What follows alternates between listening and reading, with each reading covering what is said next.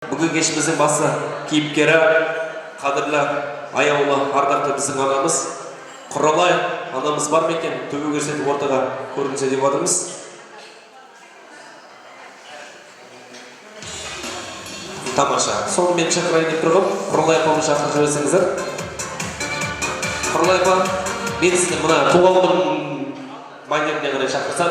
Қадірлі ағайын, мен енді Құралай апамды ортаға тек-тек алдырып отырған жоқпыз, себебі біздің анамыздың құрметіне бала келіндері, қыз келін балалары әдемі торт жасатқан екен, сол тортты ортаға алдырғымыз келіп отыр. Құрмет қошеметтеріңіз болсын, қадірлі ағайын. Әдемі торт Құралай анамызға.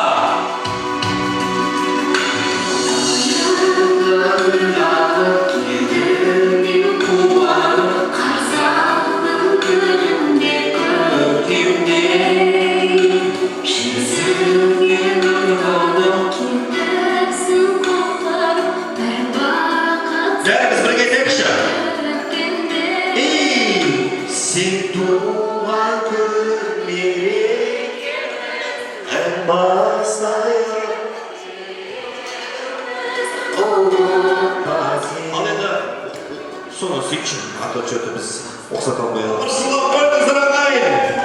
Туған күніңізбен Құралай баба!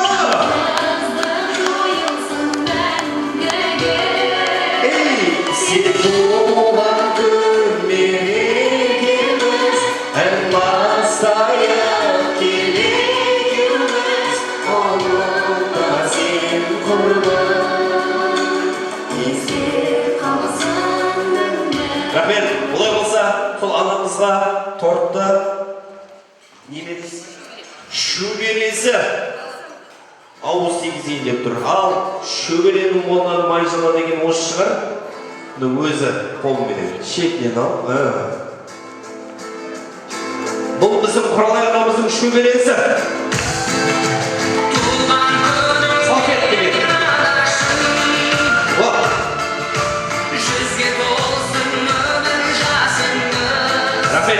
Шөбересі кетпесінші, фото түсіріп алсыншы, шөбересімен бірге әжемізді.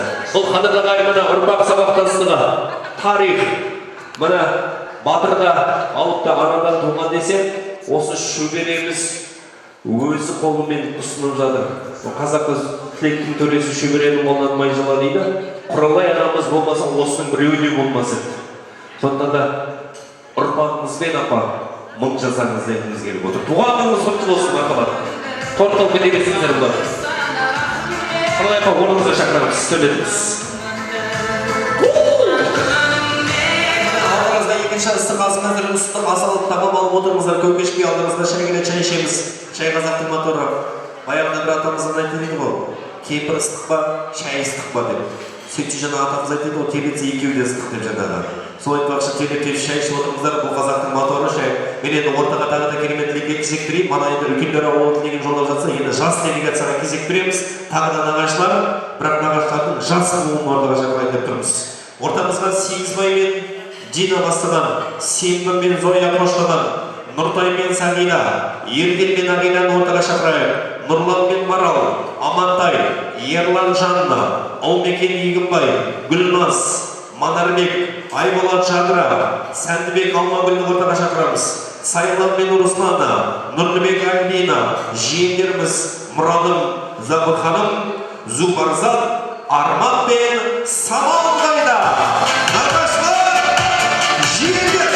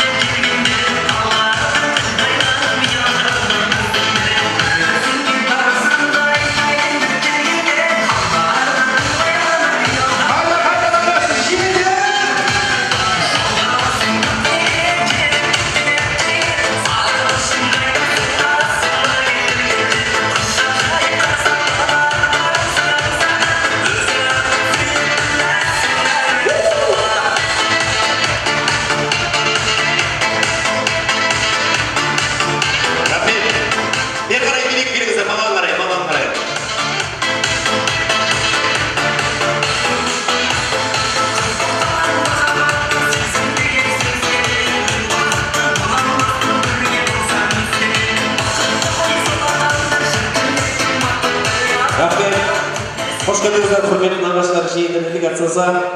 Ал, қош келдіңіздер. Адам енді тойға келгеннен кейін құрылғы келмейді, бір-екі ауыз тілегін жолдау үшін келеді. Сонда да анамызға деген де бақытты тілегін жолдап қалыңыздар. Құдай өсінбесін баршылық екен. Сонда да былай жасайықшы. Мынау Құрылай апа қаншама қонақтар шығып жатыр, соның ішінде ең ерекше билеп шыққан осылар болды ма? Ырза болып тұрмыз осы. Сонда да мынау жолаушының тілегін қалдым дейді, қолдарыңа жая қойыңдаршы, мен сіздерге бір тілегімді айтып жіберейін. Ей Алла, осы ортада тұрған нағашы жиендерге Алла денсаулық берсін. Осы ортада тұрған нағашы жиендердің ішіндегі аз сөйлеген қонақ 100 жасасын. Вообще сөйлемеген қонақ олигарх болып кетсін. Осы намек түсініңіздер ғой. Үлкендер сөйлесін деп жатырмын, жастар қосылайық.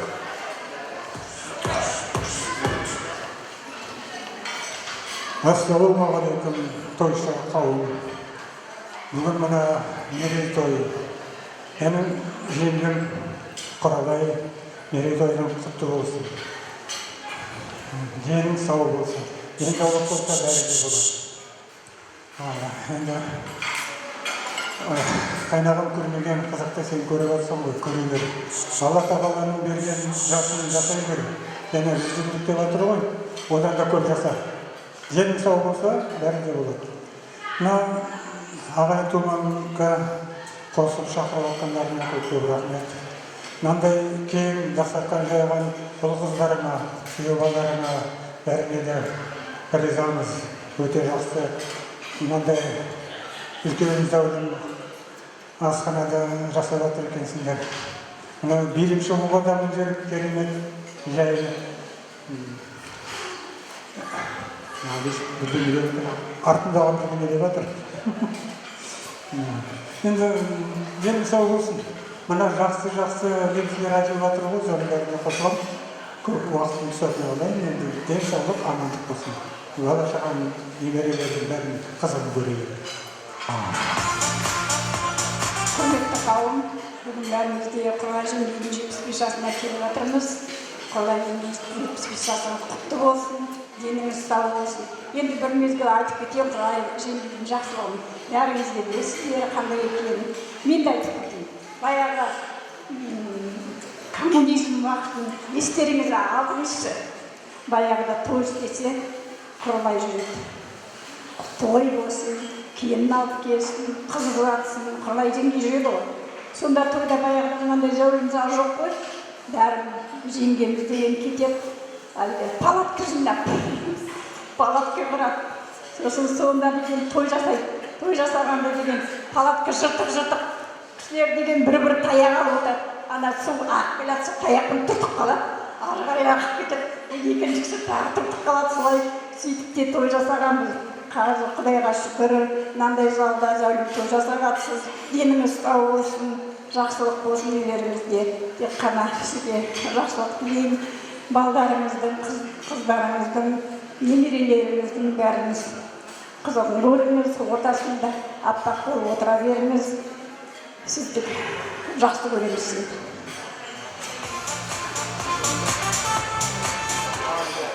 Құрметті қонақтар, жеңгеміздің 75 мерейтойына қош келдіңдер. Енді бізде таныстырып кетсек, мына Құралай жеңгенің жолдасы жиеніміз Ғабылдин.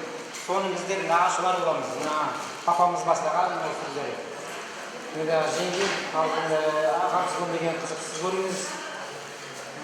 Ең үлкен сіз ғой, осы аты соның ортамызда жүріп, ақылшы болып, жаңа айтты тойдың бәрін осы кісі біздің бәрінің тойдың осы бастап өзі еттің. Мен аман болып, балдарға көп рахмет деп осылай жеңгемізге той жасап жатқандарына. Қалғанын сегізбей бастап. Ал енді құрметті қонақтар, жақсылығын айтып дейді ғой. Бұрына Құралай жеңгемнен мен екі ауыз жақсылығымды айтып кеттім деп тұр. Жаңа Арман әнім айтты ғой. Осы кісінің тәрбиесінде болдым деп. Бұл кісінің тәрбиесінде мен де болғанмын. Мен де адам болып, осы шаңырақтан мен де ұшқан түлектің бірімін. Енді Әділді өзім бақтым. Әділ жағам кішкентай. Жаңа дүниеге 72 ме екен? 73 екен. енді сол уақытта бұл кісіні шақырғанда мен де жаттым. Енді рахмет Құралай саған. Мың алғыс.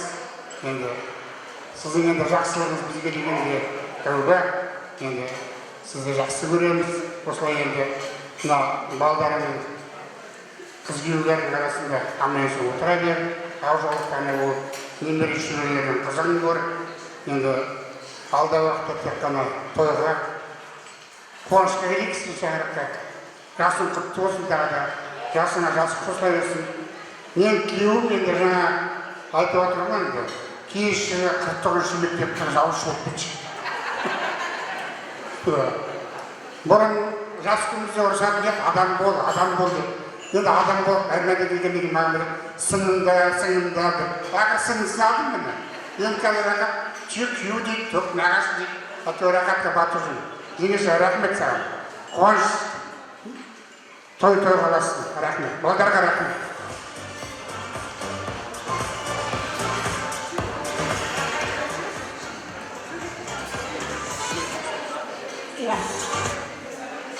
Құрметті қонақтар, бәріңізге қош келіпсіздер. Мына біздің апамыз, әжеміз, көбіне аяулы әже, ардақты ана, Құралай апамның 70 жас тойына қош келіпсіздер. Апа тойыңыз құтты болсын, жасыңыз да құтты болсын, жасыңыздың Алланың берген жасын жасай беріңіз. Біз сізге өте ризамыз. Жаңа мына жерде сіз тәрбиелеген, жаңағы балдар айтып жатыр екен, енді мына сіз тәрбиелеген, міне мен де сіздің қызыңызбын. Мен де Құралай апамның қолында тәрбие көргенмін. 3 жыл бірге тұрғанбыз. Марқұм Қадағанның атын айтпай кетпейін. Өте жайлы, қадірлі азамат болды. Жаңағы жатқан жері өзі де Қадаған өмірде өте жайлы, сабырлы адам болған, өте сыйлы азамат болды. Соған жатқан жері жайлы, топырағы торқа болсын, иманы жолдас болсын. Қадағанның да дүниеден өткенде бір талай жыл болды. Енді еске алмауға болмайды. Қадаған бар жерде Құралай апам бар, Құралай апам бар жерде оның ұрпақтары бар. Мына жерде өте қуанып тұрмын мен. Енді мен де бірталай далада жүрдім, Атырауда жүрдім, Ақтауда жүрдім, бірталай енді осы ел жаққа келіп жатырмын. Қыздардың бәрінде енді бәленбай жылдан кейін енді ғана көріп жатырмын. Шынымды айтайын, енді бір 40-45 жыл болған шығар. Апа, барлық айтып жатқан жақсы тілекте Алланың құлағына шалынсыз. Сізге тек қана Құдайым қуат берсін. Қалған жерде жаңа немере жиендеріңізді көріп жатсыз, шөбере көріп отырсыз. Шөберенің жаңағы тойында отырыңыз, соның тойын тойлаңыз. Ғұмыр берсін сізге, ұзақ ғұмыр берсін Аллам. Барлығыңызға да көп рахмет. Тойды ары қарай жалғастырайық. Мен енді жаңағы осы жерде бірталай жыл болды. Білмеймін, енді Балжан апа бір 50 жыл болған шығар көрмегеніме. Бір қандай сыйлығым бар, Балжан апа қабыл алыңыз.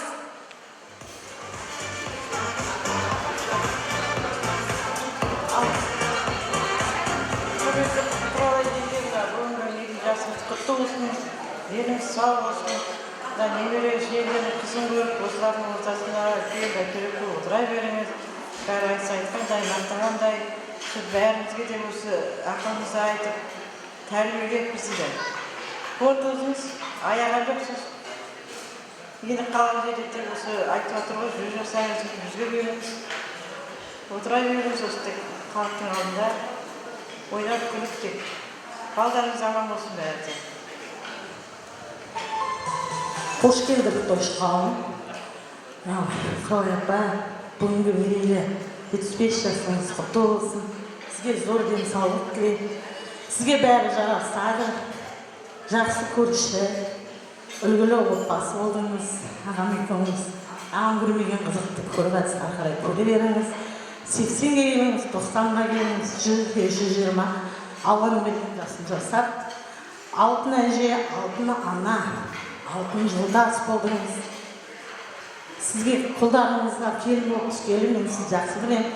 Одан бұрын да біздің ата-анамыз араласқан, сізге кеше жеңгем екен, апам көп сәлем айтты.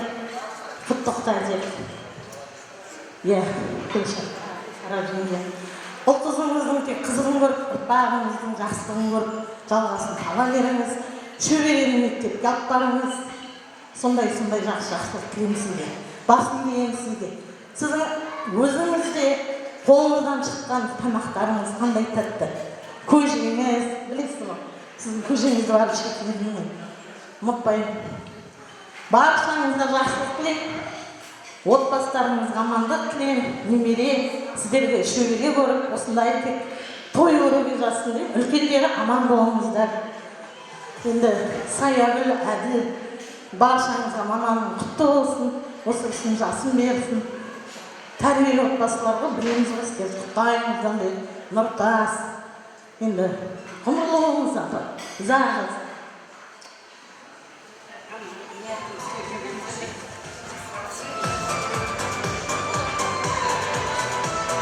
Енді құрметті тойшы қауым, мынау бүгін біздің апамыз 75 жасқа толып, ұл қыздары осылай зәулім сарайда дастархан жайып қарсылап жатыр екен. Бәріңіз де қош келіпсіздер.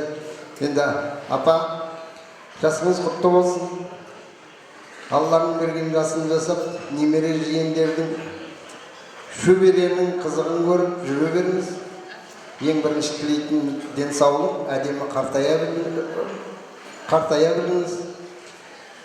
Енді жездем көре алмаған қызықты, жасай алмай кеткен жасын Алла сізге берсін. Аман отырыңыз, тек қана денсаулық тілеймін. Рахмет. Әлемді Құрлай апа, бүгінгі туған күніңіз 75 жасыңыз құтты болсын, жағынан бола берсін. Үлкен бәйтерек болып отыра беріңіз, енді ағайын тұлғаның ортасында баршаңызды. Жаңа айтып жатырмын, сол тілектің ішінен қысқа нұсқа айтайын. Рахмет жиеншілерге үшін. Құрметтеп дастархан жайып, асымызды қосып жатырмын. Сол еді, баршасына бар. Той қоласа берсін. Қазағын көріп отыра беріңіз. Енді ассалаумағалейкум ардақты ағайын, барша жамағат, бүгін енді мынау осы қуанышты күнді, қуанышты сәтті біздерге нәсіп етіп жатқан сансыз мақтаулар мен мадақтар, шүкіршіліктер бір Алла тағалаға болсын деп айтамыз. Мынау енді бүгінге жеткен де бар, жетпеген де бар. Бірақ дегенмен біздің мына жиен апамыз осы жасқа жетіп, мынау ұл қыздарының арқасында, күйеу балдардың арқасында осындай ағайын туысты жиып, басымызды қосып, қуаныш сыйлап жатыр. Енді апа, жасыңыз құтты болсын, Алла қуат берсін сізге, денсаулық берсін. Енді мына жаңа айтып жатыр ғой, жиеншілерге көп рахмет. Мынау бірінші құрмет ата-анаға дейді ғой, ата-анаға құрмет енді Алла тағаланың хадисінде айтады, сол бірінші құрметті ата-анаға жасаңдар, ата-анаға жасамай менің алдыма келмеңіздер деп. Сол енді құрметті сізге көрсетіп жатыр. Мына енді жиеншілерге Алла разы болсын. Енді отбасыларына амандық беріп, бәрі бір-бір үйдің шаңырағын ұстап отыр. Енді ұрпақ өсіп отыр, ұрпақтар аман болып өсіп өне берсін. Енді сізге де енді жақсылықтарыңызды жаңа айтып жатыр, бәрі Алладан қайтсын. Енді жаңа айтып жатыр ғой, көз көргендер бәрі. Сол сіздің ұрпақтарыңызға дарысын, сіздің істеген жақсылықтарыңыз, істеріңіз. Біз енді тілекшіміз, біз нағашыларымыз енді, жиен апамыз, сол нағашылардың балдарымыз осы жерде қатысып жатырмыз. Енді мына Қадыр ағамыз айтады, бір құдірет бізді өмірге жолдайды, біз өмірді түсінбейміз сол қайғы. Туа сала таудай бақыт іздейміз, шындығында бақыт үлкен болмайды дейді. Негізі бақытты алыстан сауыл іздеп керек емес, бақыт деген мына осы біздер, ағайын туыс, ұл қыздарыңыз, шөбере, шөпшек, бәрі де осы сізді қаумалап қуантып жатыр. Сіз бақыттысыз, аман болыңыз, амандықта жүрсеңіздер Алла тағала нәсіп етсін, жақсылықтарда тойда кездесейік. Сол енді баршаңызға да осындай қуаныш сәттер көп болсын, жақсы күндеріңіз. Ұрпақтар аман болсын, өсіп өне берсін.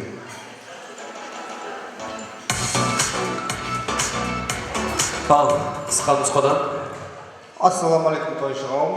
Құралай апа, мерейлі жасыңыз құтты болсын. Ғұмыр жасыңыз ұзақ болсын, ұрпағыңыздың қызығы болыңыз. Тамаша, дәл осы күнде. Құтты жасыңыз болсын, Құралай апа. Бар жақсылықпен. Қосыламыз, қуаттаймыз ба? Ал бәріміз бірге. Құттық! Құттық! Туған күніңізбен Құралай апа, ура! Алдағы жиендер, төрге қарай шақырамыз, әдеттен ұзмаймыз, тыңдарғылап болса әдемін тілек болып деп есептейміз. Жоғарыға билеп барайық. Қойыңыз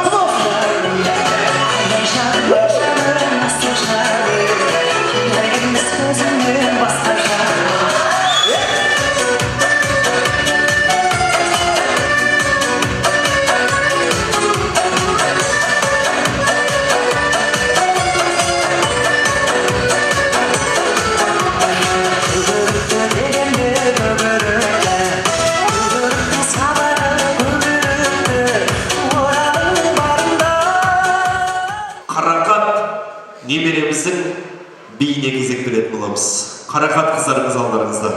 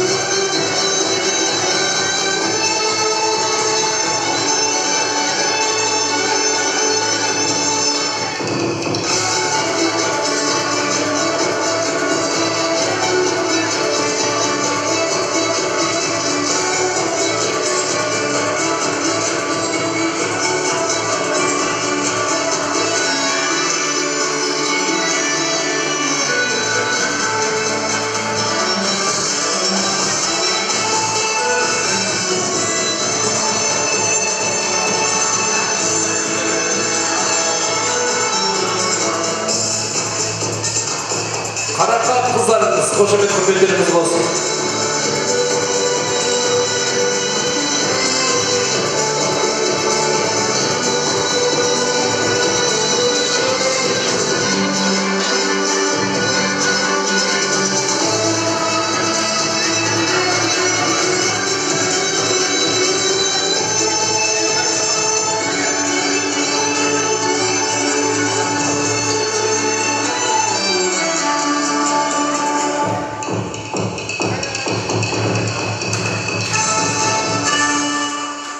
Тамаша Қарақат қызымызға, Қарақат кетті,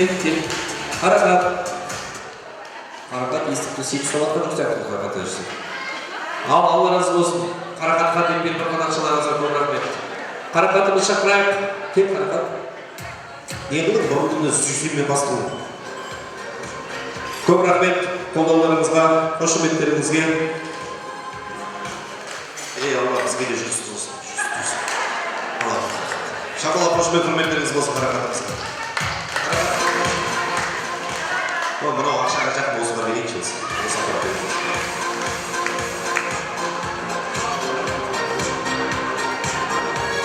Қадыр ағайын, шай ішіп отырыңыздар, ас алып отырыңыздар, кешіміздерді қарай жалғастырайық. Мына керемет кеш, қандай керемет қуаныш.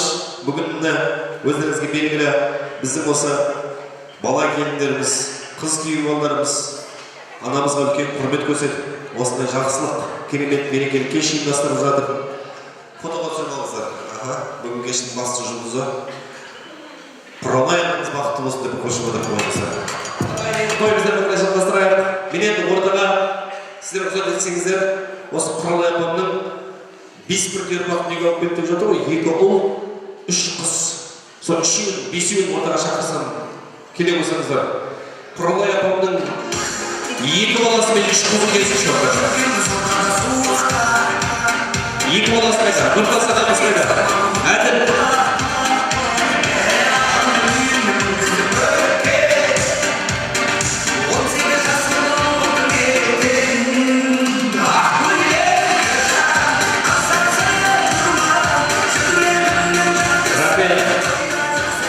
Жоғарда не болмады ойбай, сетевой құсап тартып батсыздар ғой бір-бірлеріне сарқадыңдар.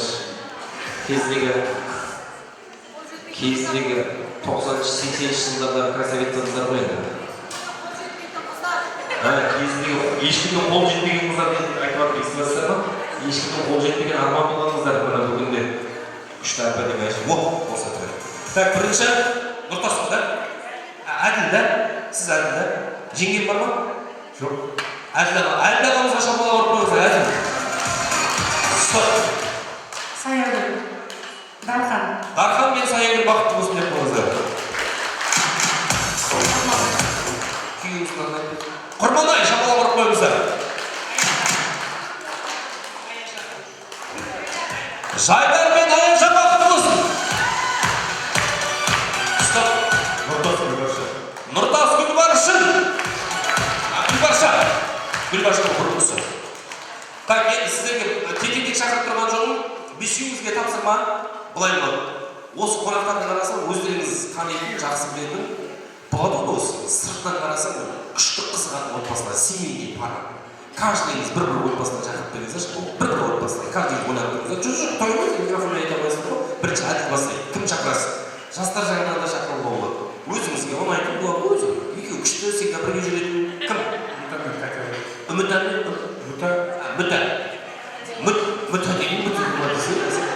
Мутиола мен Катя отыра шақырамыз. Қайдасыздар? Мутиола, Катя! Эй, шақты! Мутиола мен Катя! Біз жігіттерге арзалаған ғой, Мутиола десең, Катяны 45 шықатта басады қайдасыз. Әйелдік республикада Катя артынан. Келесі сіз? Айболат Жадыра. Айболат пен Жадыра. Бар қосалда. Кесін отыра шақырамыз. Айболат Жадыра. Елімдігімізден Айболат Жадыра.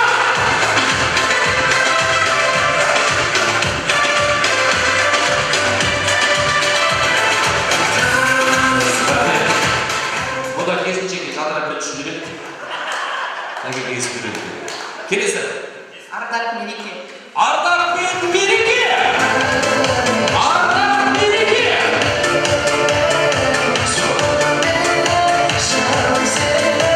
Мерекеге қоймаймыз ба? Мереке!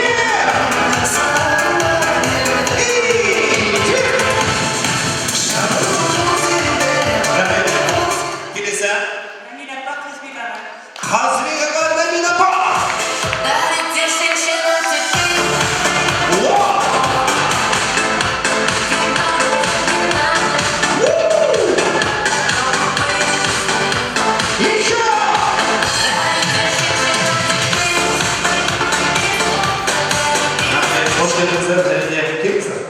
Соңғысы Дәурен Әлфия.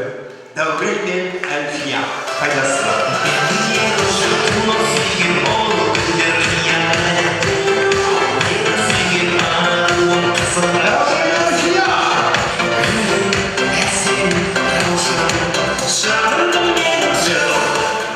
Дәурен Нұртасты тоқтап кетір алған.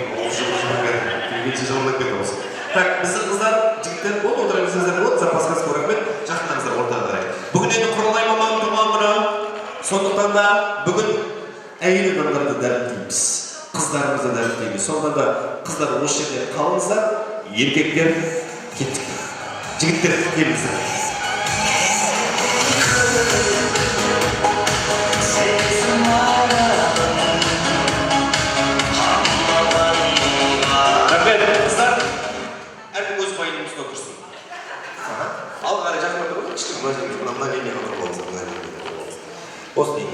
Тамаша. Так, былай болады.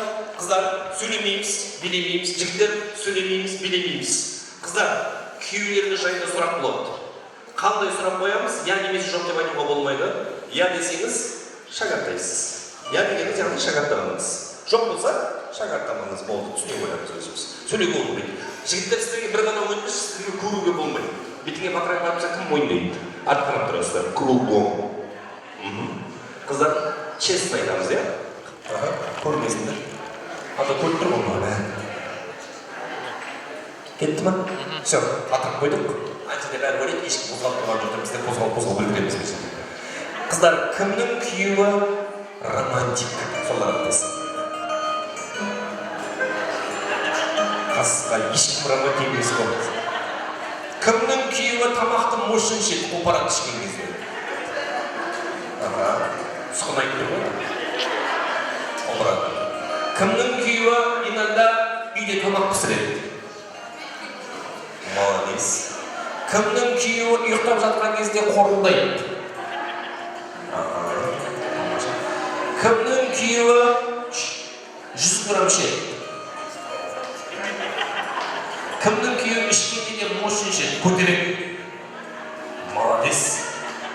Кімнің күйеуі ішкен кезде иногда жылайды? Өмір боласы болады ғой, қайда өтеді жаңа. Айтпаңдар.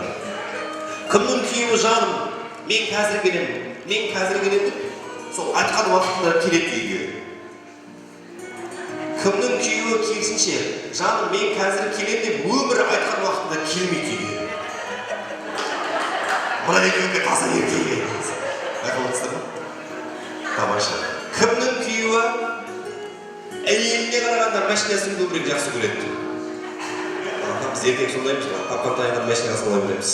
Кімнің күйеуі каждый 8 март сайын әйеліне подарка алып береді? Кімнің күйеуі 8 мартта вообще алып бермейді? Бәсе біттім ғой десе. Алып бермейтін біттім ғой. Кімнің күйеуі тоқал алғысы келеді? Атаның басы деп түсіндір көштерінде. Дұрыс па? Кімнің күйеуі қызғаншақ? Кімнің күйеуі жан үйге қашан келесің деп звондай келеді? Звондай келіп тұр ма? Апамын тиштейшін атып бекездер ешкі көрген тұрған кезде жара. Үйде кімнің күйеуі ақша ұстайды? Өтірік болмасын деп атқан сияқтысыздар. Негізі өздері ұстайтын сияқтысыздар. Кім күйеуінің телефонының паролін біледі? Тексеретін болып тұр ғой енді. Кім күйеуін жақсы көреді? Кім күйеуін қызғанады? Қызғанмайсыздар ма деймін? Қыздар бір орында тұрып кругом артқа бұрып қойдыңыздар, в одном месте. Жігіттер бұрыламыз кругом. Көріп тұрсың, кімдікі қай жерде тұрып. Енді біз аттаймыз. Рахмет. Кімнің әйелі тамақты дәмді пісіреді? Кімнің әйелі қызғаншақ? Дұрыс қой, честно бол. Кімнің әйелі жан кафеге барайық деп айта береді? Бұрынғылар көп айтпайды, қазіргілер ғой. Бұрынғыларды шығарып тұр ғой, біраз примерно. Кімнің әйелі өсекті күшпен дамыды? Аттағысы келіп тұр бір көрмейді. Кімнің әйелі үйде ақша ұстайды? Дұрыс қой, ойнаудың өзі еркек қой. Кім телефонның паролін әйеліне беріп қойды? Яғни телефоныңыздың паролін біледі. Біз біліп отырық неге жаттай беріңдер. Сөйтетін шығасыңдар. Так, соңғы сұрақ жігіттер, между нами қалады. Ешкімге айтпаймыз. Кім тоқал алғысы келеді?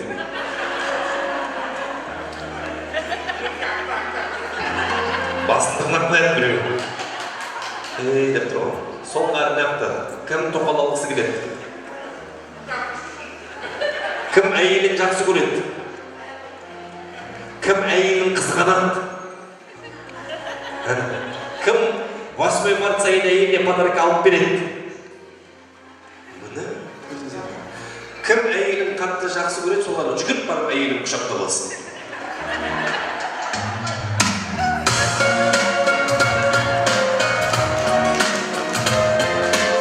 Шапалағаны қойыңыздар. Так, қозғалмаңыздар.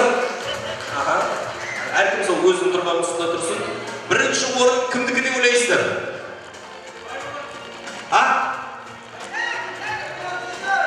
Қайырболат? Айболат деген қайсысы? Сіз ба? Тамаша. Так, әйеліңіздің аты? Жадыра. Неше жыл үйленгендеріңіз? 20 жыл. 20 жыл ба уже? Тамаша. 20 жыл. Келіңізші, мен қасыма тұрып аласыз. Жеңгесі уже тұра беріңіз. Так, апама алғыс ретінде, рахмет ретінде артқа қарай тұрып керісінше, артқа қарай. Аха, жоқ. Бір-екі шақ артқа тұрып алыңыз деп айтқанымыз ғой. Рахмет ретінде бір. Жаным деп болады ғой, бір сондай бір-екі сөз айта аламыз ба? Ой, ты. Оңайша да, ешкім жоқ та ма? Енді артқа қарай тұрып аламыз бір-екі шақ. Қалай шақырасыз, үйде қалай ерекетесіз? Bir ауыз сөзбен айтып, жүгіріп келсін қасыңызға. Жадыра деймін. Шақырсаңызшы, қалай шақырасыз? Жадыра кешеше. Жадыра кешеше. Жапалақ ұрып қойыңыздар, 20 жыл. Мен сені жақсы көрем. Так, сіздерге неше жыл? Білмейді де олар. Неше? 19 жыл болған. Құдай берген неше баланың ата-анасы? 3 бала. 3 балаңыз туып берген, өмірдің қызығын бірге көріп жатырған жеңгеме рахмет ретінде, алғыс ретінде, бір еркелететін әдемі бір күшті сөздер айтайықшы. 19 жылдар қалай еркелететінін көрейік. Бірінші, жаным дейді. Екінші, сол жаным. Екінші, сол жаным дейді. Үшінші, несі брат? Қанша жаным дешей сол? Сол жаным деп айтам. Шақыр өзіңе. Кеш. Сен жүрген жермен жүргім келеді. Рахмет. Осы кісі күшті ететін сәтті жатыр. Неше жыл? 29 жыл. Баяғыда бір ағамыз ұйықтап жатса, жеңгеміз оятып жатыр дейді ғой, күйеуін. Жаным, ұйқыңнан тұршы, бүгін екеуміздің үйленгенімізге 30 жыл болған екен. Давай ана қорадағы сектті сояйық деп. Сөйтсе, ағамыз айтты дейді ғой, сектің неге нәсі бар, одан да біз таныстырған мұрат сояйық деп айтты дейді ғой. Соятпақ 29 жыл болған екен. Рахмет ретінде, алғыс ретінде бір әдемі сөздер айтайықшы. Қандай сөздер айта аласыз? Бір емес екеуміз бір үшеу болса. Бірінші. Мая. Мая дейді. Қандай едегі? Мая. Екінші. Катя. Мая Катя дейді. Үшінші. Жеңге үшіншін айтқан дайындалып тұрған жігітке құшақтап аламыз, Үшінші. Басқаша кетпейді. Катя, Мая. Тағы өзі жетіспей тұр. Келіңізші дейді саған. Шамал ұрып қойыңыздар.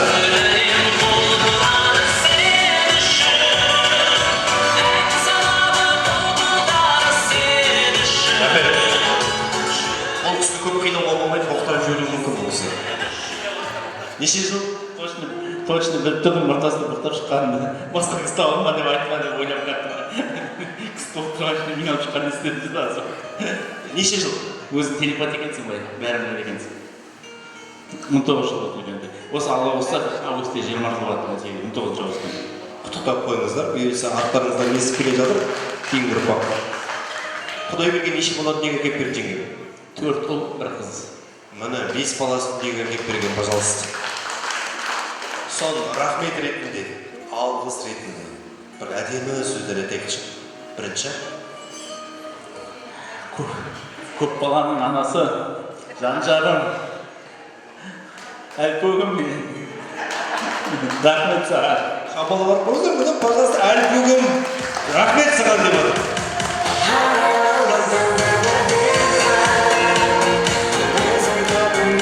Рахмет, ішіндегі мен әдейі алғалым, ең осы жасы үлкен осы көкем сияқты. Атыңыз? Қазбек. Қазбек аға, әйеліңіздің аты? Немеле. Неше жыл болды? 33 жыл болған. Айттым ғой осы, ең үлкен осылар сәттілер. Құдай берген неше баланың ата-анасымыз? 2 баланың ата-анасы. Сізге сол өмірдің ащысын, тұщысын бірге көріп жатырған алтын жеңгеме рахмет ретінде бір әдемі сөздер айтайықшы. Көрейік, 33 жылдары қалай айтады екен? Рахмет ретінде ғой жаңағыдай. Жаным, дәкөшім деймін. Көрдіңіз ба, естіп жатсыз ба? Тағы да. Дәкөшім. Жаным деймін, рахмет. Қасыңызға шақырып қойыңыз, қалай шақырасыз? Дәкөшім. Қолын жеп тұрмыз ке келмейсіз. Шамалаға қойыңыздар. 33 жыл. Рахмет. Енді сөздің ашығын айту керек қадірлі. Біз енді ер азамат түздің адамы, ер азамат үйдің нантабары. Бірақ соның бәрі негізі оқсатып жүретін, үйдің ұйытқысы болып жүретін ол біздің аналарымыз, ол біздің әйелдеріміз. Мына Абай атамыздың әдемі сөзі бар. Әйелі жақсы үй, жұмаққа тең деген. Сондықтан да бүгін Құралай анамыздың туған күні болып жатқандықтан аналарымыздың, жеңгелеріміздің мерейін көтеріп қойып жатырмыз. Себебі әр ана әр әйел бақытты болуға лайықты. Жұптарыңызбен алтын тойға жетіп, бір жастарға тайып, Құралай апам сияқты шөберенің қолынан мажыларыңыздар. Бақытты болыңыздар, дастарханға шақырамыз. Көп рахмет сіздерге. Сізде көп болған жоқ. 41 жылай астаған өнермен алып отырыңыздар. Мен ортаға бөлелер делегациясын шақырайын деп тұрмын. Бөлелер ауылы келіңіздер ортаға шақырайық. Бақытжан Ақыры Самғапамыз бастаған, Самимулла Жібек қоштаған, Бауыржан Айбарша, Алмагүл, Каримулла Айгүл, Гүлсара ортаға шақырылады. Мұтиулла Қарлыға, Нұролла Мәншін келсін ортаға, Серікбай мен Маягүл, Сансызбай Салима, Сайхан Майра, Данияр мен Махаба, Мереке мен Ардақты ортаға шақырамыз. Қош келдіңіздер, көріңіздер!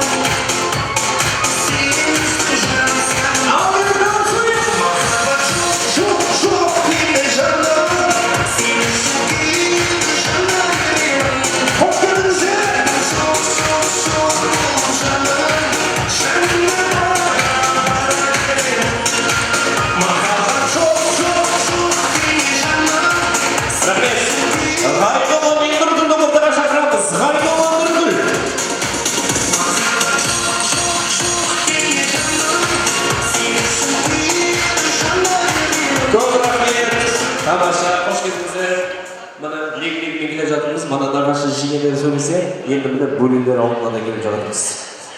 Ал Құралай анамыз туғаны құтты болсын, қайта-қайта айта беруге жалықпаймыз, қалмаймыз.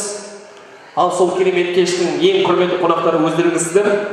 Құралай анамызға деген әдемі ақ тілек өздеріңізден болсын. Бар назар ортада, тілектер тыңдалса. Мархабат. Ассалаумағалейкум тойшау. Ағайын тумалар. Мен өзім тастып кетейін, есімімді атықша Сырмалданы Қызылтауға қоза береді. Бұл жылдар бәрі тұттарымды. Енді бөлелер бәріне осы. Бүгін деген туған бөлеміз Құралай Естегеев 75 жасында бәрімізде мен жастайсыңдар. Екінші азаматтар бар, қалағасы азаматтар. Бөле жасы құтты болсын. Қазақта мәтелі бар ғой, бөлені тұра өлеміз деп. Соның мәтелі мен жақсы айтады деп есептеймін өз басым. Жасы құтты болсын, балдарына рахмет, қыз балдарына көп-көп. Осы анасын есік алып, әкесін етпеген есік. Қалды жезім жетпеген есіктің осы. Бөлімі жасап өтін, жасы құтты болсын. Резен әткен жер жайып тоқырап болсын. Балдарға көп-көп рахмет әтемін. Жасым ұзақ болсын бөлім. Ғұмырлы бол, немерелерге шөберен қолына алақанына мал.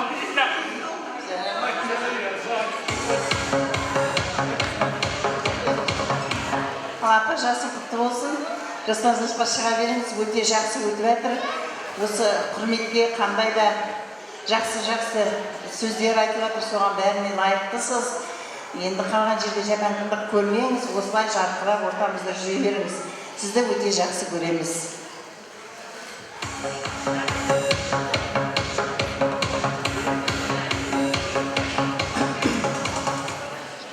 Ал бөлелер, сендер өткізіп жатқан тойларың құтты болсын, қайырмен болсын. Сендерге мың алғыс. Енді жеңешек, 25 жасың құтты болсын. Сен біздер енді айтып тұрғаным, ғадылық бөлемізбен Құралайдың ең үлкен нағашы апамыз. Содан кейінгі жаңағы біздің шешеміз қасында тұрды, Құралайдың нағашы апамдар тұр, Құралайлардың. Біздің үй, сосын нағашым мен кіші нағашым, сосын үлкен нағашым, өреші нағашыммен бәріміз қатар тұрдық.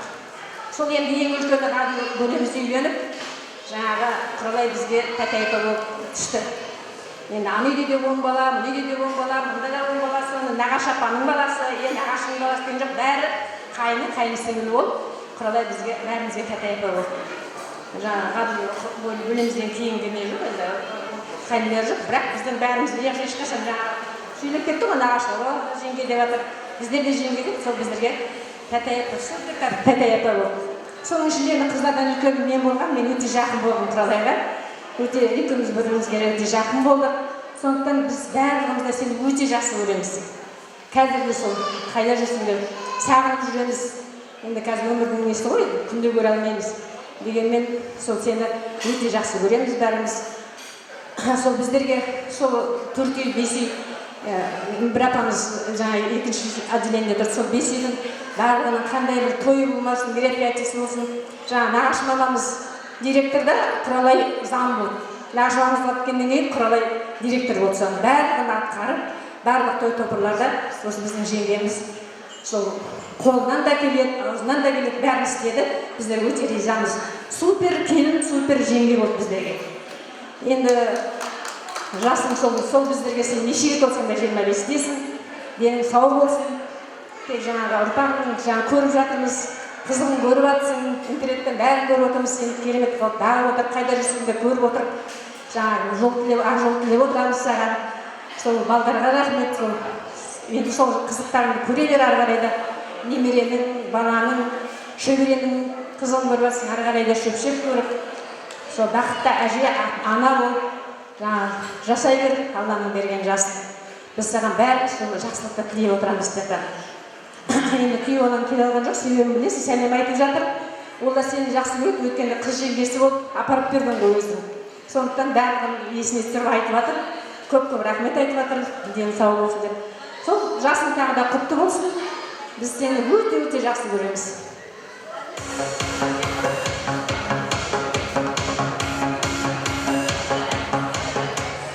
Ал жеңге апам бәрі қамтып кеткен сияқты, маған енді сізге де қана денсаулық. Мына бөлелеріңізге көп-көп рахмет. Сіздің дейтін мынандай осылай кең сарайда атап өтіп жатқанына туған күніңізді. Бүткіл жақсылыққа лайықсыз жеңге. Аман болыңыз. Жаңа айтып жатыр ғой, шөбере немерені көріп, қызығын көріп отырсыз. Шөберенің қолынан майдалап жатсыз. Енді шөпшек көруге жазсын деп тілектеспін. Апа, менің құтлам жаңа қабілетті қабыл болсын. Сізге деген үлкен денсаулық тілейміз. Алла тек балалардың бақытын көріп, қызығын көріп, аман есен отыра беріңіз. Жаңа немере шөберенің қолына майдалап жатсыз ғой. Сізге ұзақ ғұмыр тілеймін. Қызық көре беріңіз, сол қызық көруге тек Алла денсаулық берсін. Аман отырыңыз, аман жүріңіз, сізді жақсы көреміз.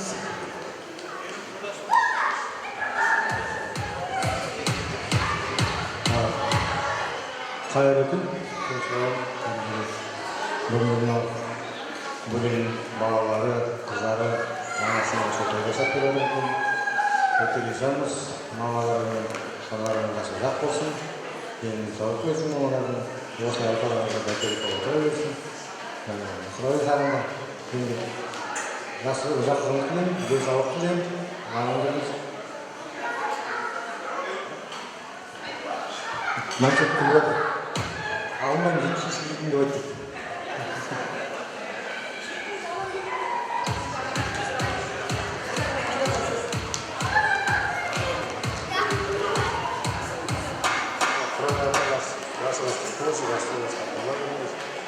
Балаларыңыздың немере шөберелерінің қызығын көріп ортасында аман сау жүріңіз. Менде қосыламын енді Құралай апа, сізді өте жақсы көреміз. Біз келіп болып түскенде қандай екенін көрді. Сізден тәрбие алдық, біздер деген өте жақсы көреміз. Жасыңыз құтты болсын, денің сау болып деп балдарының, немерелерінің, жиендерінің, шөберелерінің қызығын көруге жазсын. Алланың берген жасын көре беріңіз. Құтты болсын. Құралай апа, құтты жасыңыз болсын, деніңіз сау болсын. Жақсыңыз бөлелер бүгін аналарыңа той жасаласыздар осылай. Көп рахмет тек. Осы жақсы дастархан тілеймін, тек тойға келейік, бағы жақсы.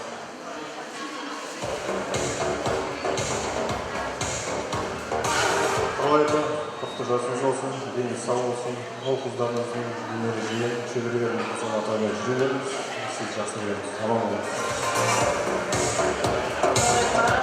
жасыңыз құтты болсын, жасыңызға жас қосылып, бойыңыздан қуатыңыз кетпей, ата-сен осындай асыл әже болып, дана ана болып, осылай тек әрбір қазақтың отбасына жасаған жақсылығыңыз жаңа айтып жатыр. Сөйтіп жүре беріңіз, ақылыңызды айтып, сізді жақсы көреміз. Әрқашан бізді қолдап жүресіз, әр әулетке тек нұр сеуіп жүресіз. Сіздің жүрген жеріңіз мейрам. Сізге жаңағы Данияр аға Астанадан подаркасын беріп жіберді, жаңағы Гүлшоғы Данияр ағадан сыйлығын сізге оққа салып жібердік. Сәлемдемені енді айтуға, аманатқа. Қалай апа, бүгінгі туғаныңыз құтты болсын, деніңіз сау болсын. Осылай немере шөбере қызығын көріп, соны қызығына тоймай жүре беріңіз енді. Сізге барлық жақсылық тілеймін. Енді сіз олдасын кей алмай қалып жұмыс болуын. Мені жіберіп сен барып көрсет.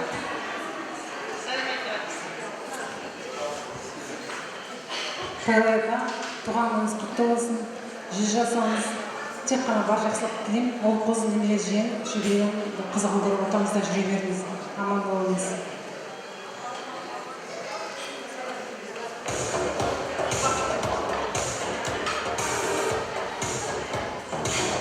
Кетіп қалмаңызда мен шеткен басып сұрап шығайыншы. Бір сөзбен айтып кетеміз бірақ, Құралай апам қандай деген кезде ерекше теңеулер айтсаңыздар біздің апамызға. Бірақ шынайы болсын, шеттен бастаймыз. Құралай апам қандай? Бір сөзбен. Ерекше адам. Ерекше адам. Қандай? Асқа дейді? Красавица. Красавица дейді. Танымайсыз ба? Қандай? Жан-жақты. Жан-жақты. Ақылшы адам. Ақылшы адам. Немерелердің әжесі. Немерелердің әжесі. Мейірімді. Мейірімді. Жанашыр. Жанашыр. Ардақты ана. Ардақты ана. Асыл әже. Асыл әже. Тәтті тәте апам дейді. Тәп-тәтті тәте апам дейді. Асыл ана. Асыл ана. Ақылшы. Сыйлы. Сыйлы. Өлем деген нағыз ер азаматтың орнында жүрген нар қойын. Нар адам дейді. Және соңғысы? Дана әже. Дана әже.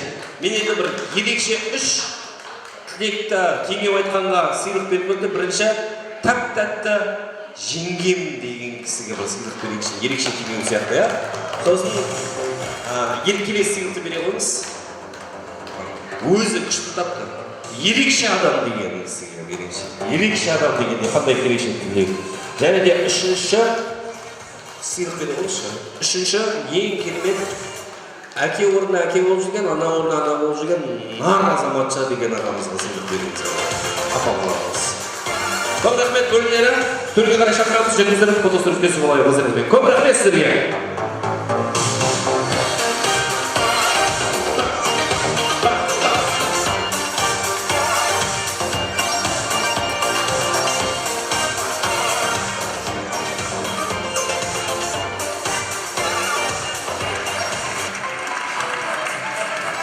Көп кешпей кешімізді қуаттаймыз, қорытындылаймыз. Сонда да той түрінен табыңыздар. Жалғандырып кетпеңіздер. Елден ерекше болмақ, себебі манадан бері немерелері, жиендері деп жатырмыз. Құралай апа кетіп қалмаңыз, ортада қалсаңыз дейміз сізді. Сол баннердің астына қарай. Ал дәл қазір мұсылманның 5 парызындай болған Құралай анамыз дүниеге тар құрсағын кеңітіп 5 бірдей ұрпақ алып келсе, соның 2-еуі ұл, 3-еуі қыз деп жатса, қазіргі орындалатын әлде де соны орындайтын Құралай апамның құрсағынан шыққан 5 бірдей балалары ән шырқайтын болады. Құралай анамның ұл қыздарына кезек берейік. Микрофондар алды ма? Жинады ма? Берді ма қаршыға? Алып кетті дейді ол микрофондар алып кеткен. Тағы бір микрофон алып кеттік соны. Шамлау ұрып қойыңыздар.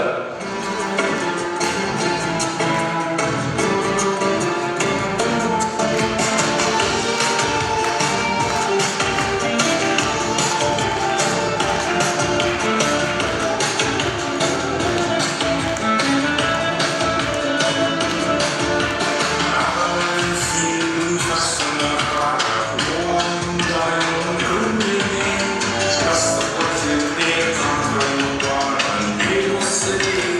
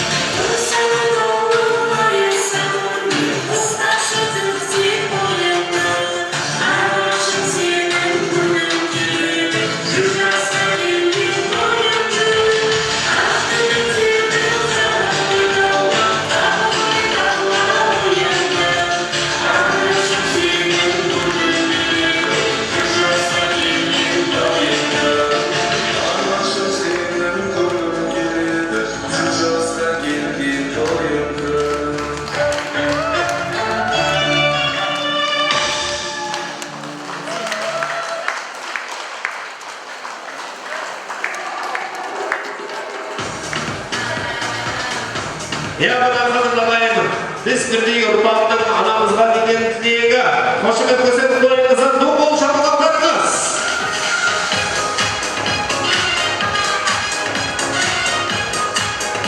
Мен енді ортаға шақырайын. Мамамызға орындық берсеңіз болады, аяғы орындық болса. Келіңіз аға, ортаға шақырайын. Рахмет. Мен ортаға шақырайын сол, әлдебір тілеген жолдасын ортаға сол біздің Асқартау Ғаділ әкемізбенен, дұрыс қой, әкемізбен дұрыс айтып жатырмын, Ғаділ әкемізбенен Құралай анамыздан көрінген ұрпақ, балалары, немере жиендері, қыз күйеу балалары әділ бастаған Дархан Саягүл, Құрманай, Жайдар Аяжан, Нұртас Гүлбарша, Нұралы Эльмира, Мөлдір, Әсел, Әмірхан, Қарақат, Аян, Жанерке, Дана, Жантөре, Маржан Меруер, Назым, қаһарманымызды ортаға шақырайық. Келіңіздер, немере жиендері бәрі келсін ортаға. Біздің құралғанымыздың бар байлықтары сіздің қолдарыңызда.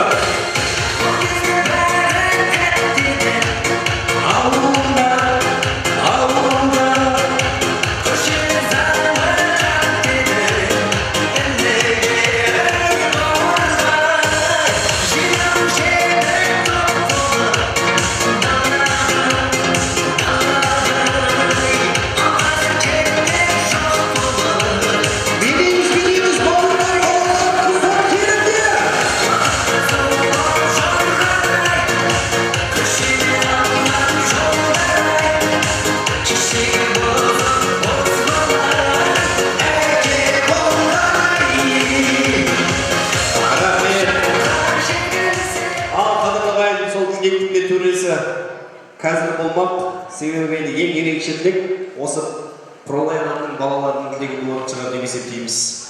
Ал енді біріншіден үлкен алғысымызды білдіреміз. Анамызға осындай құрмет көрсетіп жатырған қыз күйеу балалары, бала келіндері, жақсылықтарыңыз балаларыңыздан қайтсын, болмаса Алладан қайтсын дегіміз келіп отыр. Анамызға Құдай ұзақ ғұмыр берсін. Құралай апа, осы күнге шейін көрген қызығыңыздан алдағы көретін қызығыңыз көп болсын. Енді осы тілектердің ішіндегі ең осы қайтарылмайтын, қабыл болатын тілектердің бірі осы балаларыңыздың тілегі деп біліп, сол бар назарда Құралай анамның бала келіндеріне, қыз күйеу балаларына, немере жиендеріне табыстайық. Кеттік. Ал енді апа, туған күні құтты болсын. Осылай ұзақ ғұмыр берсін сізге, денсаулық берсін. Арамызда өстіп жүре. Аман сау болың. Папаның өмірінен қызға сіз көріңіз. Аман болыңыз. Енді келіп жатқан мына барша қауымға, қойшы қауымға бәрімізге көп рахмет айтамыз. Үйлеріңізде отбасылық бақыт, денеңізге саулық. Немере шөбересіңіздер көп болыңыздар. Қуанышты күндеріңіз көп болсын. Жақсылықтар тойда аман саулықта келесің. Рахмет бәріңізге.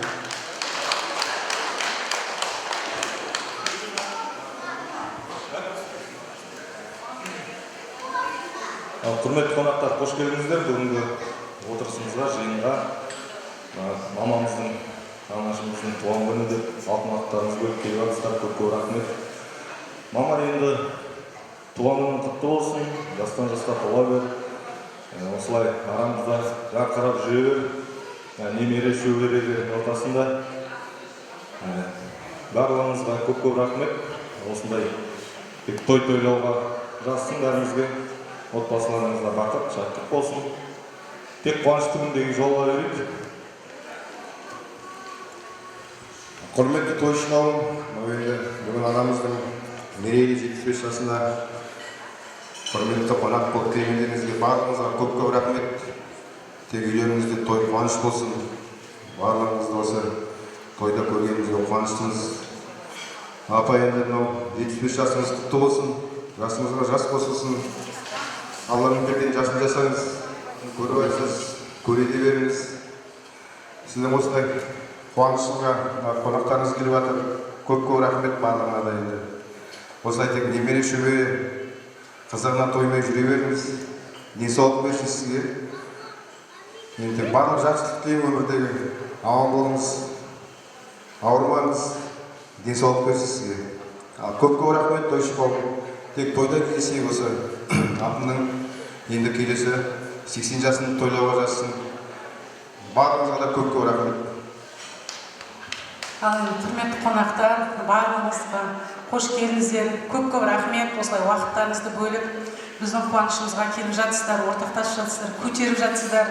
Өте қуаныштымыз, өте ризамыз. Осы жерде бөтен кісі жоқ, барлығы ет жақын бауыр, атының достары, біздің әке-шешелеріміз, папа-мамаларымыз, тума-туыс, нағашы, бөле, құда-құдағай, күлен, ең жақын өзіміз деген адамдар, бауырларымыз. Барыңызға мың алғыс айтамыз, келгендеріңізге көп рахмет. Енді апа, сізге деніңіз сау болсын, ауырмаңыз ешқашан, әдемі қартайыңыз. Сіз туралы бүгін өте күшті тілектер айтылды. Сіздің жақсылығыңызды ел біліп жатыр, айтып жатыр. Сол тек көз тимесін, деніңіз сау болып, қалған жерде отырған жеріңіз төр болып, тек жарқырап жүре беріңіз. Осы бала-шағаңыздың қызығын көріңіз. Енді папа да бүгін бір аунап түсіп жатырған болар, төбемізден қарап желеп жіберіп, ол кісі де енді, ол кісі болса бұдан да басқаша әдемірек те болуы мүмкін еді. Енді қуанып жатқан шығар деп ойлаймыз. Біз осы 5 баласы өмірімізде бірінші рет апаның туған күнін атап өтіп жатыр екенбіз ойласақ. Енді қазір 5 балаңызды жеткіздіңіз, барлығының қолы өз аузынан жетті. Жағдайлары бар, Аллаға шүкір. Осының барлығы сіздің арқаңыз. Қандай қиындық болса да талмай, үнемі басыңызды тік ұстап, сынбай осы өмірде жарқырап өмір сүруге тырыстыңыз. Сіз бізге үлгісіз. Сізден алатын үлгіміз өте көп. Сізге қарап біз де иығымызды тік ұстауға тырысамыз. Қаншама адамға көмектесіп жатсыз. Барлық алғыстарын кез келген жерде айтады. Біздер енді қыз бала жат-жұрттық болсақ та, осы тума-туысқандардың тойына барғанда апа деген үнемі пакет сыйлықпен келіп жатыр. Соны біздер айтамыз, осы адамдарды барлығын бір төрімізге отырып, бір сыйлығымызды берейік. Оның барлық тектен-тек емес, анамыздың беделі ғой, әкеміздің беделі ғой деп.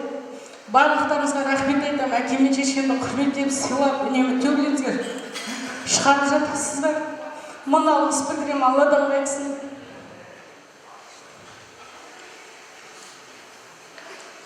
Сіздің қалған жерде өміріңіз тек қана осы бала-шағаңыздың, немере шөбереңіздің қызығын көріп, тек шалқы өмір сүріңіз, круиздан қалмаңыз, шетелге шыға беріңіз деген келеді. Барлық немере жиендеріңіздің, шөбереңіздің қызығын көріп, жарқырап өмір сүре беріңіз. Барлығыңызға рахмет айтамын. Қош келіп жатсыздар барлық құрметті қонақтар.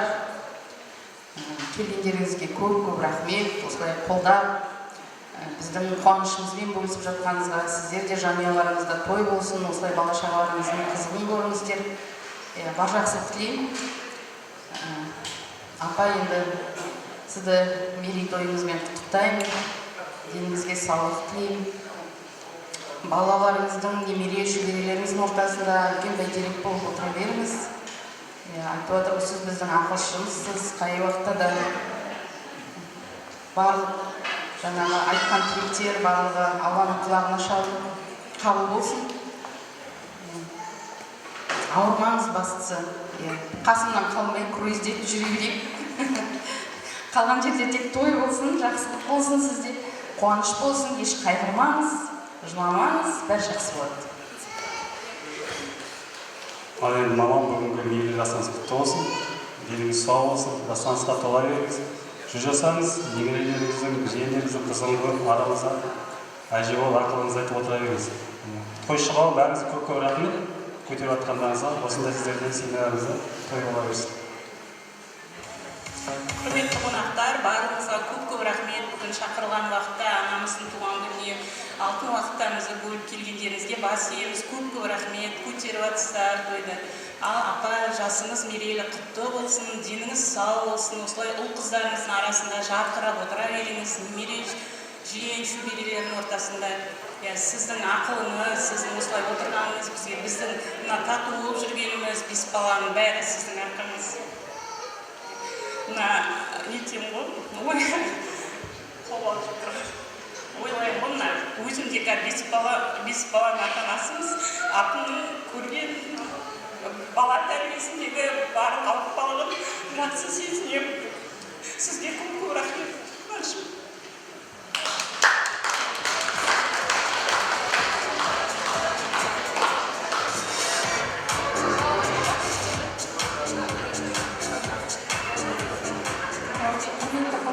Қош келдіңіздер барлықтарыңыз. Мама апамыздың мерейлі тойы туған күніңіз құтты болсын, деніңіз сау болсын, ауырмаңыз, ешқашан 100 жасаңыз, ортамызда отыра беріңіз. Немере шөберен қызығына тоймай. Барлығымыздың денсаулығы мықты болсын, елбасы деніңіз сау, ұрпағымыз аман болсын. Тек денсаулық тілеймін сізге, аман жүріңіз, ортамызда отыра беріңіз.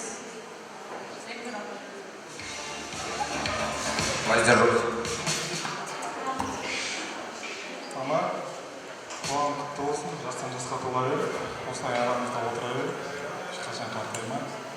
Бақыттарыңызға рахмет, әжем туған күніне бәрімізбен бірге, басымызға ортақтас болғандарыңызға. Бақыттарыңа денсаулық тілеймін. 5 жылдан кейін 80 жаста көрсек.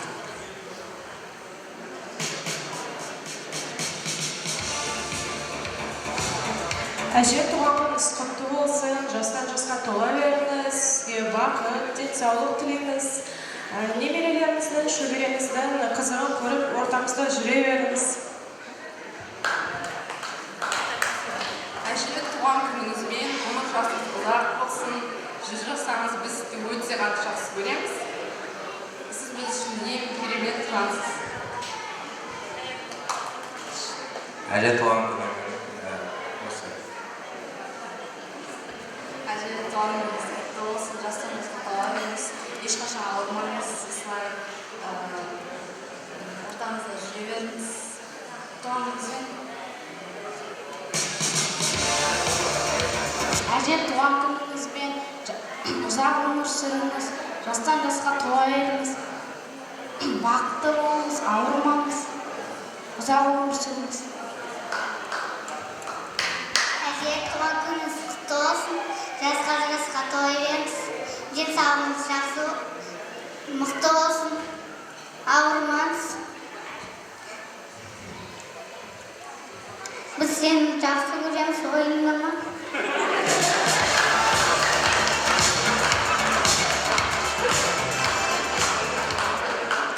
Енді осы тойды жүргізген Ақжол ініме Тамадыға көп рахметін айтамын.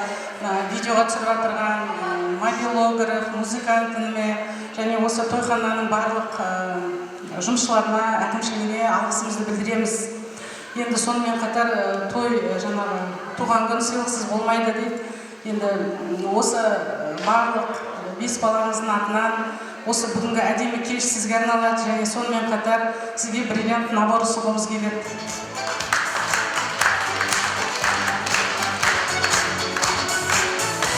Бес бірдей ұлы мен қыздардың атынан құралайнымызға бриллиант набор. Қошеметтеріңіз болсын.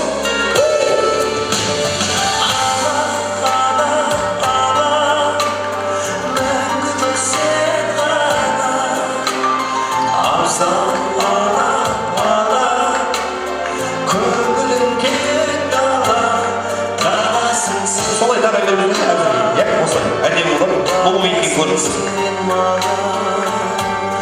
Махаббатым, махаббатым, махаббатым.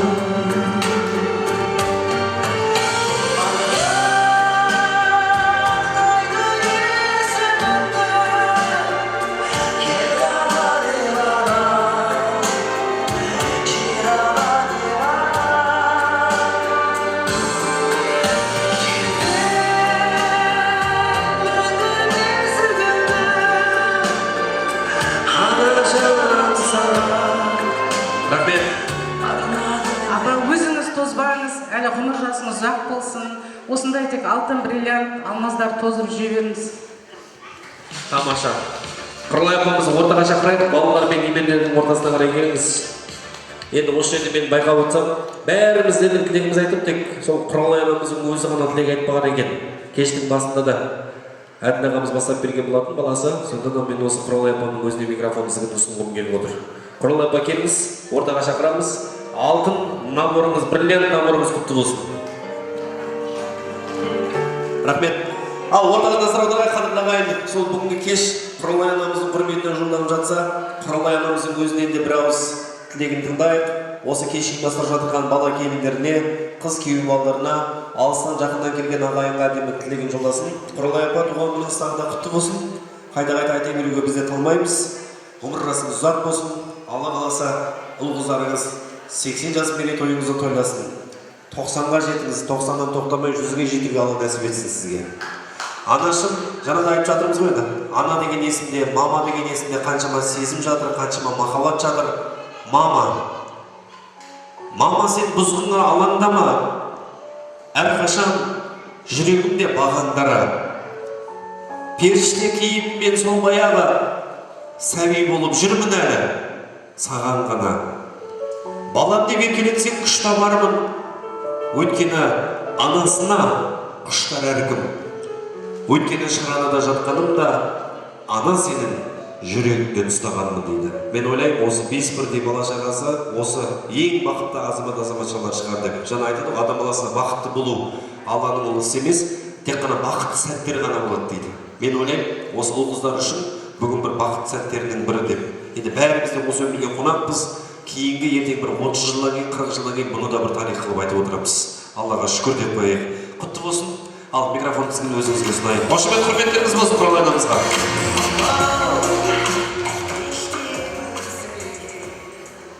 Қайырлы кеш жарық енді мынау бүгінгі күні балаларым 75 жасын жасаймын деп ұлдарым, келіндерім, қыз күйеулерім, немерелерім, жиен-жүйелер бәрі қатысып атсалысып жатыр. Осы жасқа шейін талай рет айтқан, әкелерім туған жасағанда сен де жасайық дегенде нағыласың мені. Әкелерім бар ғой деп, одан кейін де жасап берген енді балалар күшал болмай осы бастарымызды қосып жатыр. Сонда шақырған қонақтарым баршаңа да рахмет, алтындай уақыттарыңыз болып келгендеріңізге. Енді әулеттің үлкендері жоғары столда отырған, енді бас Хамит жездем бар, Айман апам бар. Айман апам мамасының үйіне 8 жылдай оққан, екінші анам, екінші отаным деп айтамын деді. Құда-құдағайларым жан-жақтан, алыстан, жақыннан келіп жатқан. Бірімнен-бірімді айырмайын, құдашаларым, баршаға да рахмет. Артымдан ергеннен бір сіңлімен біріміз бар, Астанада менің сіңліме рахмет көп-көп. Жиенім жайлаған жоқ, қадалықсын салып жүріп жатыр, жұмыс ауыстырып жатыр. Денсаулық тілеймін бәріне де, аман болыңдар. Құрбы-құрдастарым да, сыптастарым да осы азайып қалып, сол бәріне де апатайларым бар мына жерде. Тумасақ та туғандай бірінші тостағы ағылдың бүткіл өзімше түгелдегендей болып жаздырдым. Разы болыңдар, соң сөйлеп жатқандарым болса кешіріңдер, бәріне де денсаулық тілеймін. Ағайын болып кеткен төлемдіктерім, қасбегінлерім, жолда жүріп танысқан өте жақсы адамдар, бәріне де рахмет. Өзімнің нағашыларым, Ғадылдың нағашылары, Ғадылдың жиендері, Ғадылдың бөлелері, өзімдікі жалғыз бөлемендері, анам 7 ағайынды, сол екі бөлем жаңа Бақытжан деген осы жерде жалғыз бөлем қатып отырамыз Бақытжан. Аллаға шүкір, тума-туыстарымыз көп, енді бары осылай жиналып жатырмыз, бірқатары келе алмай жатыр, бірқатарына енді оның бәрін шақыру мүмкін емес. Мана айтты ғой бір сөйлегенде бөлелерім. Менің келген жерімде енем 5 ағайын болды. 5 ағайынның 2-еуі ұл, 3-еуі қыз болды. Барлығында 10-11 баладан болды. Жалғыз менің енемде 2 ұл болды, себебі менің атам ерте қайтыс болыпты. Одан басқа ода да 10 баламды Құдай өлеге етуге. Нағашылықтарымда да солай, Аллаға шүкір, Құдай көпсін берсін, бәрінде ұл-қыздарым барша өсе берсін, нағашыларымның ұрпақтары жалғаса берсін, аман болыңдар, бәрінде күйеулері бар, қыздары бар, бәріміз де сыйлап атасында бірінен бірінді айырмай бос дастарханда отқан нағыз ет жақын, өзімнің жақсы көретін жандарым отырған, көрші көлемдерім келіп отқан, Сансызбай Әріғадылдың кластас Орынбай, Арайым мына жерде, бәрінде келіп отырсыңдар енді. Барлығына да денсаулық, амандық тілеймін, құда-құдағайларым да бала-шағаларым келіп отқан, құдашаларым бар. Барлығыңызға да амандық тілеймін. Көретін қызықтарыңыз көп болсын, отыратын орындарыңыз төрі болсын. Жақсы дастарханда жақсы ниетпен отыруға Алла тағала той-тойлап несіп етсін дегім келеді. Енді жаңа айтып жатыр ғой енді, балаларым бәріне де рахмет, бәрінде де жақсы көремін. Дендеріңіз сау болып, барлығында ұрпақтарымен аман болғандарыңды қаладым. Алла соны тіледім сіздерге, денсаулықтарыңды тіледім. Енді мына жаңа айтып жатыр ғой, балдар өздерінше енді үлкендерге жаңағы нағашы, жиен, бөлеме деген келіндерге деген азын-шоғын сыйлықтарын беріп жатыр. маған сен араласпақсың, шақырып қой, өзімізді өстіреміз деп. Тигендерің мен тимегендерді ренжімеңдер. Мына абай келген келіндер, ғарылдың құда болып алып келген келіндері мына нағашыдан, жиеннен, бөледен абай келген келіндер естерінде ала жүрсін, папамызда бір еске алсын деп солай балдар ұйымдастырды. Баршаңа рахмет, Алла берген берекет болмайды. Ден сау бас аман болсын. Бәріне де жақсылықтың, бәріңді жақсы көріп, осы кешке келгендеріңе рахмет. Жолдарың болып аман жүріңдер, қайда болсыңдар. Көп рахмет.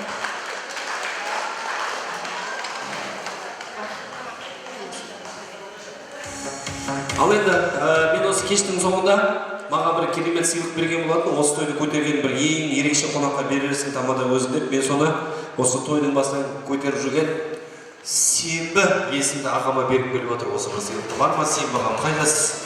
Ортаға келсеңіз. Сенбі ағама әлде сені ортаға шақырамыз. Көріп қойсаңыз болады.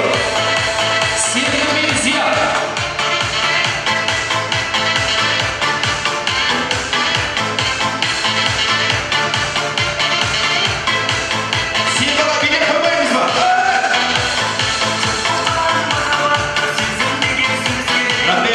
Бүгінгі тойларға арманнан кейінгі ең мықты қонақ Сенбі ағам деп беріп жатыр. Сенбі аға, жеңге, апам құтты болсын. Осындай әдемі, ең құрметті сыйлық сіздерге ұсынып жатырмыз. Аман болыңыздар, той төріне шақырамыз.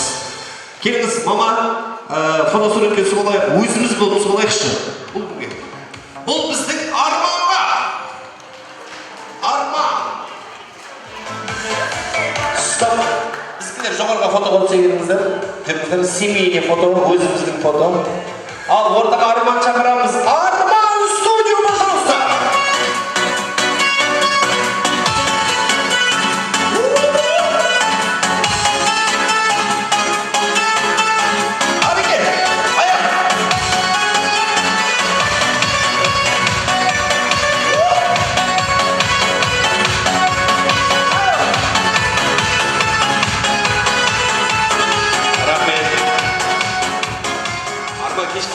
Кешке боссын ба, той болып кетейін сен. Таза тойдың моторы болып жүрген кісі. Келіңіздер. Ал қадірлі ағайын, дастарханнан тұрып кетпеңіздер. Дастарханның батасын алып бір тұрайық. Себебі дастарханның батасына ешкім деуген емеспіз. Бата менен ел көгереді, жаңбыр менен жер көгереді дейді. Дастарханның батасын алып, содан кейін бір тұрамыз.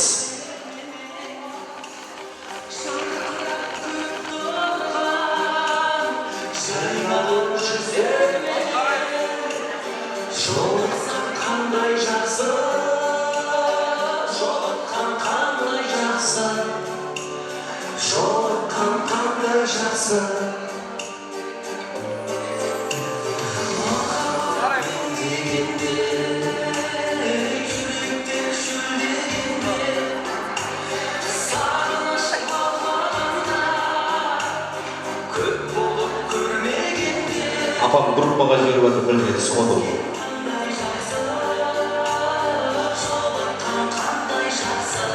Ал, орындарыңызға шақырамыз. Төбелесіңіздер, бауырлар, немере жиендер, қыз күйеу балалар, бала келіндер.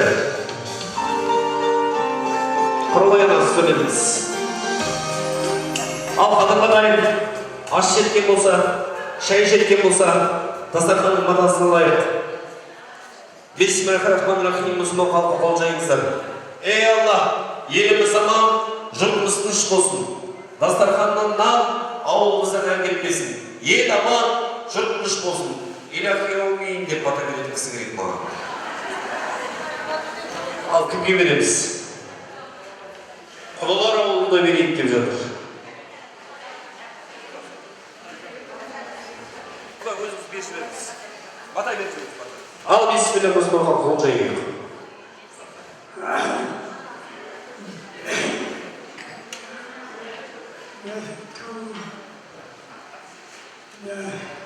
Дастархандарың әңгіме тоқсын, шаңырақтарың әңгіме тоқсын, ұрпақтарға бақ берсін, ұзақ ғұмыр жас берсін. Ұрпақтарының жегендері дәмді болсын, кигендері сәнді болсын, әңгімелері мәнді болсын, ел халқымыз аман болсын, бейбіт өмір заман болсын. Әумин. Құдалық 1000 жылдық болсын, күйеу 100 жылдық, әкім 4 жылдық, депутат 5 жылдық, қазақ елі мәңгілік болсын ағайын. Көп рахмет баршаңызға.